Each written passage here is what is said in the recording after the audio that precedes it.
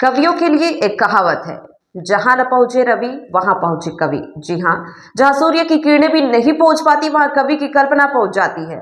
कवियों के मंथन दक्षता, उनके सोर्स ऑफ मूल्यांकन अकल्पनीय है। लेकिन इस कहावत को आज के वर्तमान परिदृश्य में एक राजनेता ने अपडेट कर दिया है। उनके लिए कहा जाएगा, जहां न पहुंचे रवि वहां पहुंचे कवि, और जहां न पहुंचे कवि वहां पहुंचे राघव चड्ढा। जी हां, पार्लियामेंट में सांसद राघव चड्ढा द्वारा इतनी बारीक और गहन मुद्दे उठाए जाते हैं कि जिनकी कल्पना अच्छे खासे पढ़े लिखे बुद्धिजीवी लोग नहीं कर पाते। देखिए इस बार संसद भवन में क्या विषय रखा गया। Digital content creators, they function as educators, reviewers, satirists, entertainers, musicians and influencers. ये सही मायने में सर भारत के ग्रास रूट कम्युनिकेटर बन गए हैं, और इनका यूट्यूब चैनल हो या इंस्टाग्राम पेज हो, ये इनके लिए सोर्स ऑफ एंटरटेनमेंट नहीं बल्कि इनकी सोर्स ऑफ इनकम है, इनका एसेट है। It is the fruit of their hard work.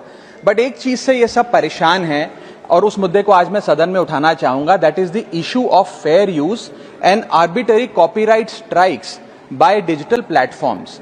Sir होता क्या है कि अगर एक कंटेंट क्रिएटर कुछ सेकंड, चंद सेकंड, 2-3 सेकंड के लिए कॉपीराइटेड कंटेंट को रीपर्पस करके कमेंट्री, क्रिटिसिज्म, पैरोडी, एजुकेशनल या न्यूज रिपोर्टिंग पर्पसेस के लिए यूज करता है, चाहे वो क्रेडिट देता हो, उसको इंसिडेंटली यूज करता हो, कॉपीराइट स्ट्राइक मारकर उसके जो उसकी यूट्यूब चैनल है, प्रॉपर्टी है या इंस्टाग्राम पेज है, उसे वाइप आउट कर दिया जाता है और उसकी सालों की मेहनत चंद मिनटों में समाप्त हो जाती है। Sir, livelihoods must be decided by law and not by arbitrary algorithms.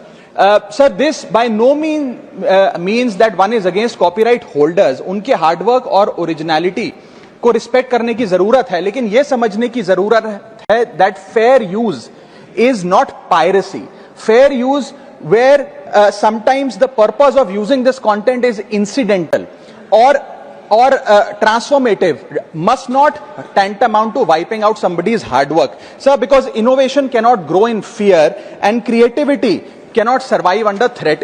India का कॉपीराइट एक्ट सर 1957 में बना, एक ऐसे दौर में बना जब ना इंटरनेट था, ना कंप्यूटर थे, ना डिजिटल कंटेंट क्रिएटर्स थे, ना यूट्यूब, इंस्टाग्राम था।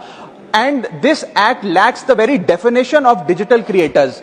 ये फेयर डीलिंग की बात करता है, लेकिन फेयर डीलिंग की बात किताबों, मैगजीन और जर्नल के कॉन्टेक्स्ट में करता है, जो उस दौर की इंफॉर्मेशन डिसेमिनेशन के सोर्सेज थे, ना कि आज के दौर की। इसीलिए मैं 3 मांगे आज सदन में लेकर आया हूं। मेरी पहली मांग है, amend the copyright act of 1957 and define digital fair use. परिभाषित करिए कि ट्रांसफॉर्मेटिव यूज क्या है, जैसे कि commentary, satire, critic, explanation.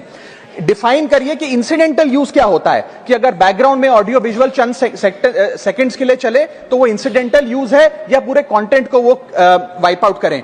Proportionate use, educational use, public interest use and non commercial use की परिभाषा देने की आज आवश्यकता है। दूसरी मेरी मांग है sir, bring in the proportionality doctrine in copyright enforcement.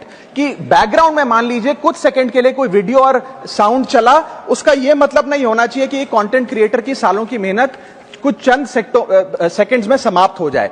My third demand sir is that mandatory due process before take down. किसी का भी